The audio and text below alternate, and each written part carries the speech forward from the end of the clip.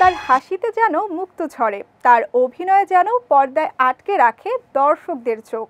তার গ্ল্যামার আর অভিনয় গুণে 3 দশকেরও বেশি সময় ধরে মাতিয়ে যাচ্ছেন দর্শকদের। বয়সের ঘড়িটার কাঁটাগুলো তিনি যেন আটকে রেখেছেন আশ্চর্য জাদু মন্ত্র বলে। তিনি বলিউড ডিভা মাধুরী দীক্ষিত। অবাক করার বিষয় হচ্ছে, জনপ্রিয় বলিউড অভিনেত্রী কিন্তু অভিনয়েই আসতে চাননি, একসময় হতে চেয়েছিলেন একজন মাইক্রোবায়োলজিস্ট।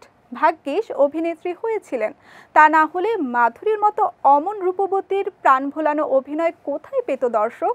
কার্গিল যুদ্ধের সময় এক পাকিস্তানি বৃদ্ধ বলেছিলেন, ভারত যদি তাদের মাধুরী দীক্ষিতকে দিয়ে দেয় তবেই এ দেশ ছেড়ে চলে যাব।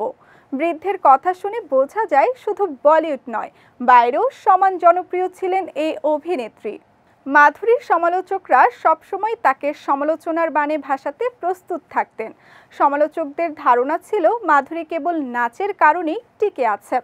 সমালোচকদের জবাব দিতে সেরা অভিনেত্রী হিসেবে বেশ কয়েকটি পুরস্কার জিতে নেন এই লাস্যময়ী অভিনেত্রী।